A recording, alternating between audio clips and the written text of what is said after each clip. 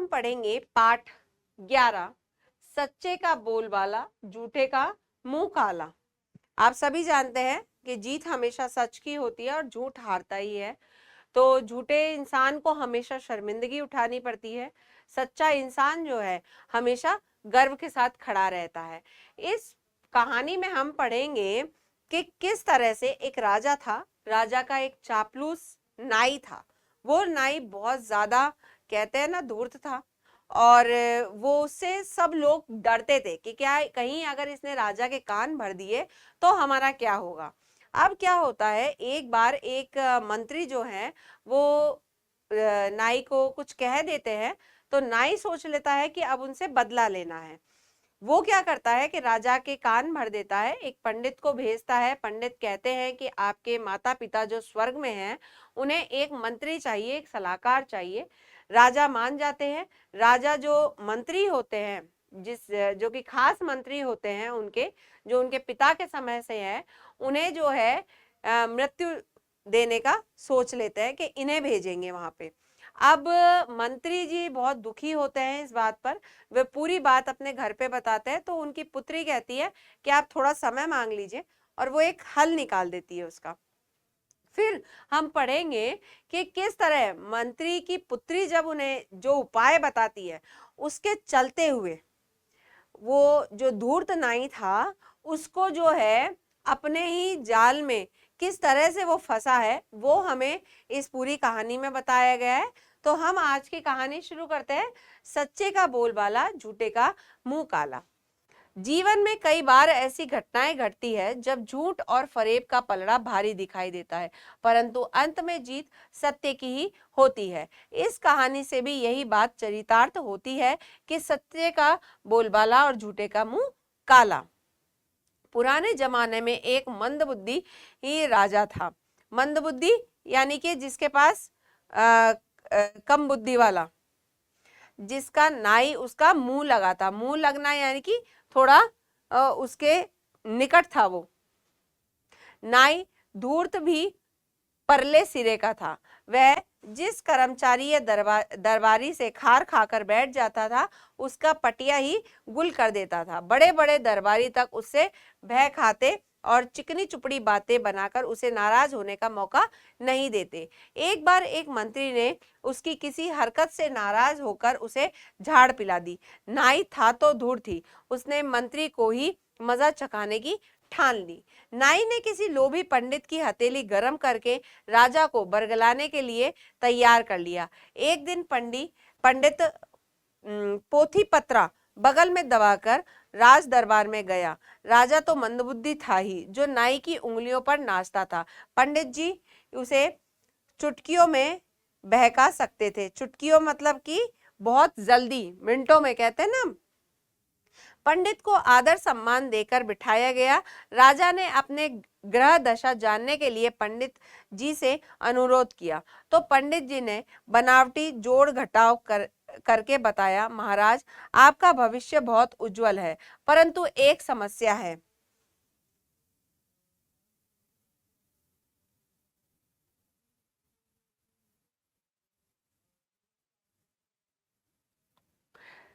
राजा ने चिंतित होकर पूछा, महाराज वह क्या कठिनाई है और उसका क्या उपाय है।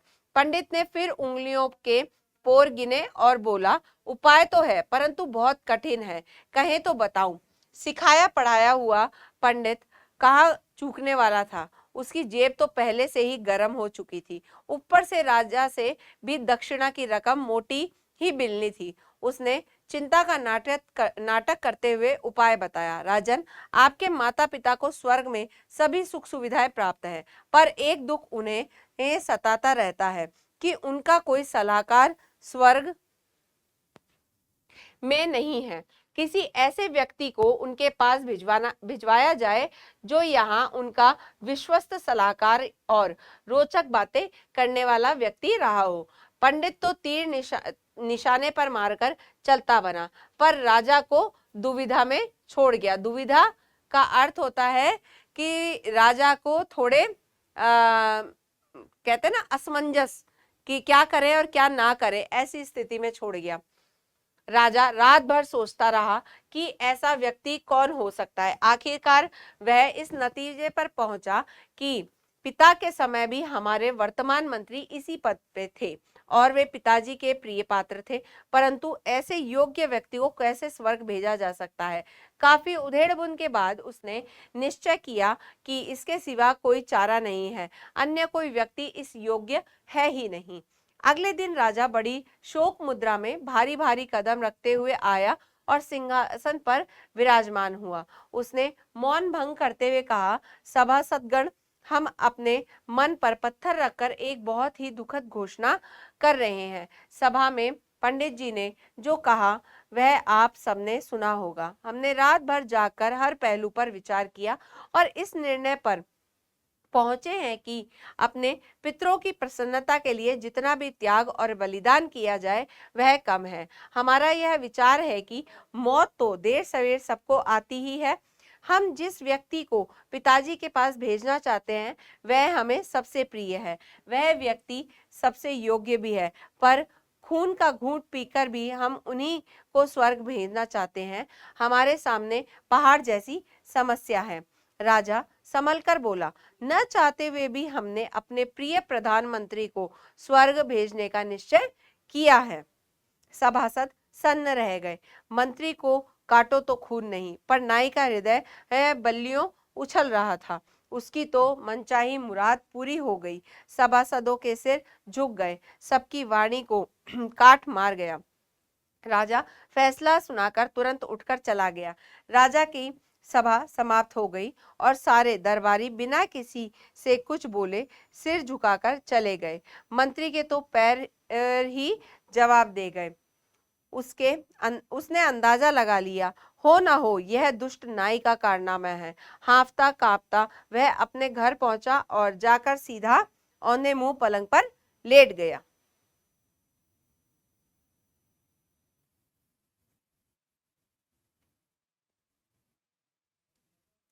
कुछ देर बाद मंत्री कमरे से बाहर आया और पत्नी से कहा, मौत मेरे सिर पर मंडरा रही है।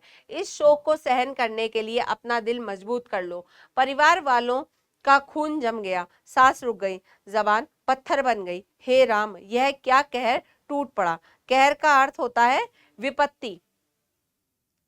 इनसे क्या अपराध हो गया है, इतनी बड़ी सजा क्यों दी जा रही है। सवालों की आंधी ने उनके मन को झंझोर दिया। हिम्मत जुटाकर प्रधानमंत्री की पुत्री ने पूछा, पिताजी, हुआ क्या है जो इतना बड़ा पहाड़ हम पर टूट पड़ा। राजा का फैसला सुनकर मंत्री ने आशंका जताई कि यह राजा के धूर्त नाई की साजिश लगती है। थोड़ी देर शांति रही, फिर मंत्री की पुत्री ने कुछ सोचकर कहा, सब ठीक हो जाएगा, आप राजा से 1 महीने का समय मांग लें। राजा ने समय देकर दिन नियत कर दिया। नियत मतलब तय कर दिया। वह दिन आने पर मंत्री का अंतिम संस्कार कर दिया गया। कोई 2 महीने बाद अचानक प्रधानमंत्री राज दरबार में प्रकट हो गए। वस्त्र तो उनके राजसी थे, पर दाढ़ी, मूछें और सिर के बाल बहुत बड़े हुए थे। राजा ने अपने माता पिता का कुशल क्षेम पूछ लिया। प्रधानमंत्री ने नाई की तरफ भेद भरी दृष्टि से देखा। इन 2 महीनों में उसे नाई और पंडित की पूरी साजिश का पता चल गया था। मंत्री ने गंभीर स्वर में कहा, राजन, आपके पिता बहुत दुखी है, यही बताने के लिए उन्होंने मुझे यहाँ भेजा है। यह कहकर वह रुक गया। राजा अधीर हो उठा और जिज्ञासा की। अधीर मतलब कि बेचैन हो उठा और उत्सुकता दिखाई। जिज्ञासा किसी चीज को जानने की उत्सुकता। बताइए मंत्रीवर, उन्हें क्या दुख है, क्या मैं उसे दूर कर सकता हूँ। अब मंत्री की पलटवार की बारी थी। पलटवार यानी कि उल्टा जवाब देने की। उसने उदासी का ढोंग रचते हुए कहा, महाराज, स्वर्ग में नाई नहीं होते। आप देख रहे हैं मेरे बाल कितने बड़े हुए हैं, उनका हाल तो इससे भी बुरा है। उनको नाई की जरूरत है। राजा तपाक से बोले, तो क्या हुआ, एक नाई भेज देंगे। मंत्री को राजा के मुंह लगे नाई को करनी का फल चखाना था। उसे नाई की हरकत का पता चल ही चुका था। नाई की कलाई ही उसके सामने खुल चुकी थी। हुआ यह था कि 1 महीने की मोहलत लेकर मंत्री ने अपने घर से शमशान घाट तक एक सुरंग खुदवा ली थी। चिता के ऊपर एक ऐसा द्वार बना लिया था जिससे निकलकर वह सीधा अपने घर जा सकता था। द्वार नीचे की तरफ खुलता था, ऊपर से वह सामान्य चिता लगती थी। उस पर लकड़ियां रखी गई तो किसी को पता ही नहीं चला कि मुर्दा रूपी मंत्री खिसक चुका है।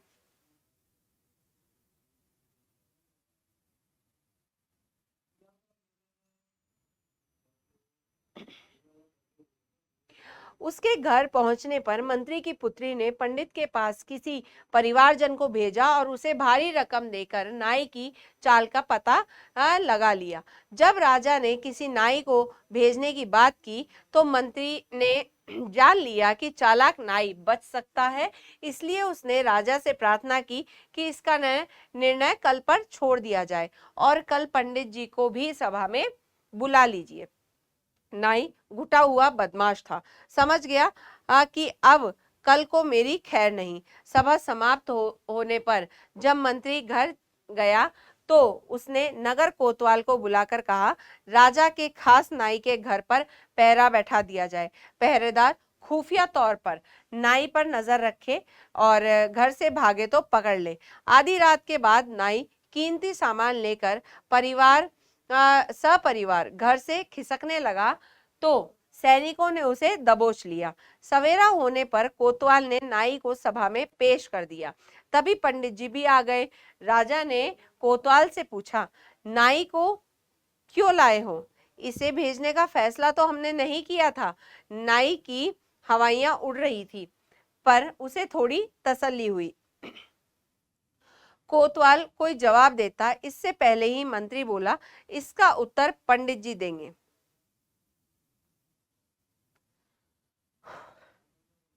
राजा ने प्रश्न सूचक दृष्टि से पंडित जी पर डाली। पंडित जी कांपते हुए हाथ जोड़कर बोले, अन्नदाता, ये नाई बड़ा धूर्त है, इसने बड़ा अनर्थ किया है और इसके पाप का मैं भी भागीदार हूं। मेरी मति मारी गई थी। मति यानी कि बुद्धि। महाराज, मारे या छोड़े, आपके पिताजी को स्वर्ग में क्या दुख है, यह इसी पापी नाई द्वारा दिए गए लोभ और धन के कारण ही मैंने झूठ बताया कि स्वर्ग में आपके पिता महाराज को मंत्री की जरूरत है।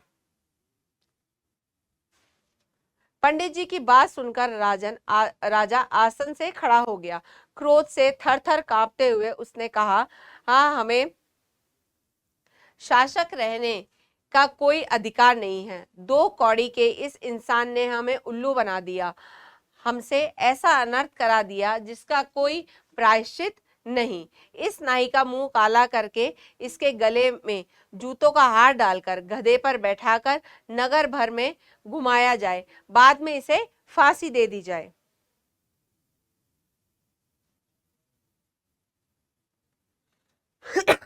सॉरी। फिर पंडित की तरफ आंखें तरेर कर देखते हुए राजा ने कहा, विप्र को फांसी की सजा मिलनी चाहिए। विप्र ब्राह्मण को कहा जाता है कि ब्राह्मण को फांसी की सजा मिलनी चाहिए, पर ऐसा विधान नहीं है। इसको तो शास्त्र के अनुसार सख्त से सख्त सजा यही दी जा सकती है कि इसे देश निकाला दे दिया जाए। यही हमारा फैसला है, आदेश का तुरंत पालन हो। यह कहकर राजा सिंहासन से नीचे उतरा और मंत्री के पास जाकर खड़ा हो गया। राजा बोला, जो अपराध हमने आपके साथ किया है उसके लिए हम दंड के भागीदार हैं। आप हमें प्रधानमंत्री के नाते सजा सुनाइए। मंत्री झुककर बोला, महाराज, आपका कोई दोष नहीं है। यह सारा षड्यंत्र इस नाई और पंडित का था। पंडित की सजा तो बरकरार रखी जाए, पर नाई के लिए तो यही सजा काफी है कि इसका मुंह काला करके घुमाया जाए और सेवा से हटा दिया जाए। मंत्री का फैसला सुनकर सभासदों ने राजा और मंत्री की जय जयकार की। राजा के न्याय और मंत्री की उदारता की सभी ने प्रशंसा की। लोगों ने एक स्वर में कहा, सच्चे का बोलबाला, झूठे का मुंह काला। इसी के साथ यह कहावत भी जुड़ गई है। ठीक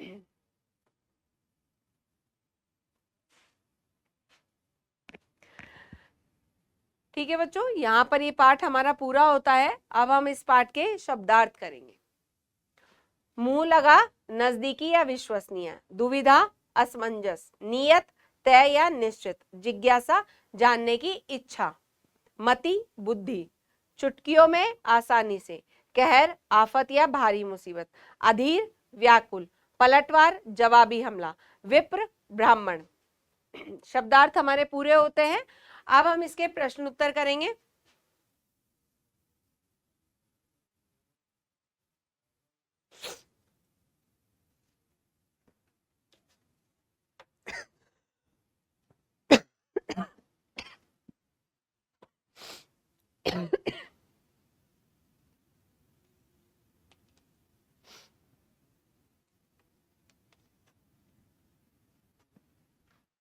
दूसरा प्रश्न है, रिक्त स्थानों की पूर्ति कीजिए। पहला है, नाई था तो खालिस्तान ही, उसने मंत्री को ही मजा चखाने की खालिस्तान ली। तो नाई कैसा था? नाई जो है धूर्त था और मजा चखाने की ठान ली। दूसरा है, एक दिन पंडित खालिस्तान बगल में दबाकर राज दरबार में आया। तो क्या दबाकर आया? पोथी,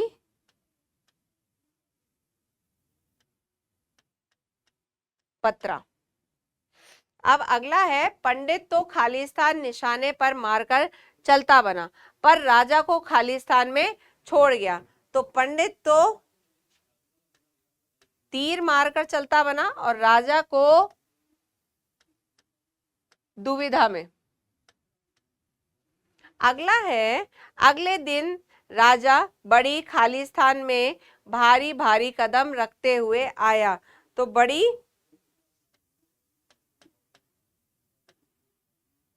शोक मुद्रा। अगला है, पंडित जी की बात सुनकर राजा खालिस्तान से खड़ा हो गया। आसन से। ठीक है। अगला प्रश्न है, किसने किससे कहा? पहला है, महाराज स्वर्ग में नाई नहीं होते। किसने कहा था ये? ये कहा था जो प्रधानमंत्री थे उन्होंने। और किससे कहा था? राजा से।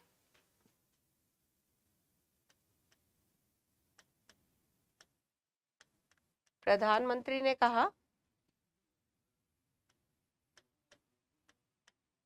राजा से।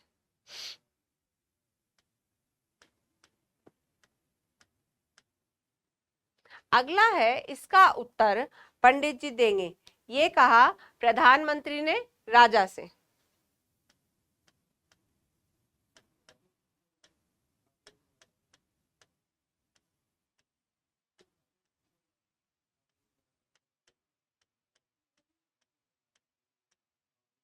अगला है, मौत मेरे सिर पर मंडरा रही है। ये किसने कहा था? ये कहा था प्रधानमंत्री ने। किससे कहा था? अपनी पत्नी से।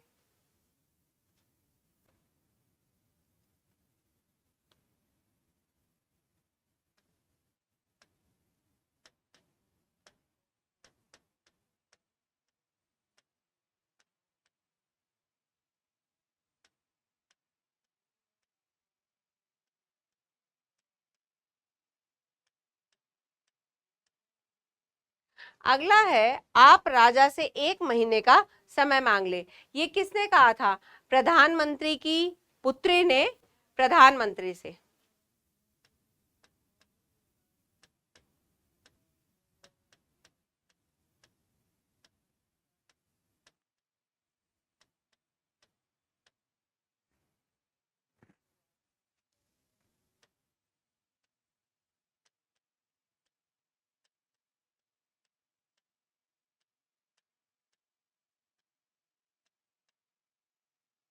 अगला है, महाराज आपका भविष्य बहुत उज्जवल है, परंतु एक समस्या है। ये किसने कहा था? ये कहा था पंडित ने राजा से।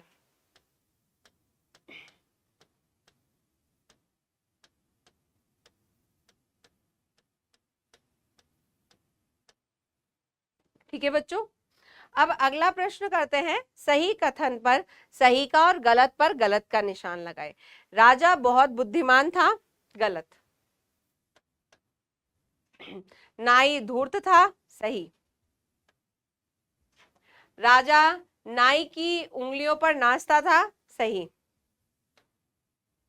अगला है नाई को फांसी दी गई, नहीं, गलत। मंत्री की पुत्री ने उसे बचाया, सही। नाई का मुंह काला करके घुमाया गया, सही।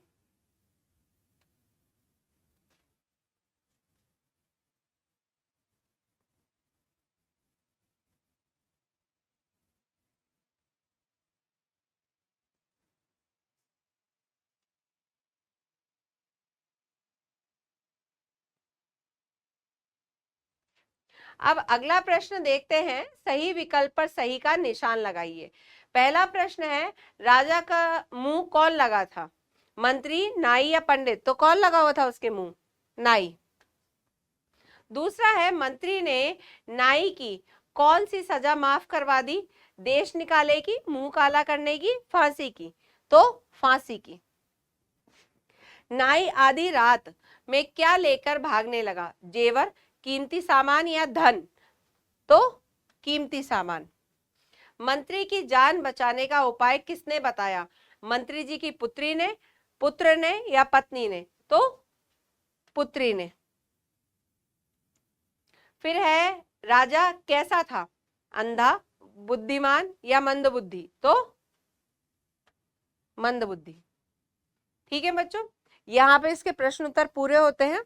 इस कहानी से हमने सीखा है कि हमेशा सच बोलना चाहिए, सच्चे रहना चाहिए। झूठ का हमेशा अंत ही होता है, चाहे से वो देर से ही हो, लेकिन झूठ का अंत होता है और सच की जीत होती है। अब हम आपसे मिलेंगे अगले पार्ट पर।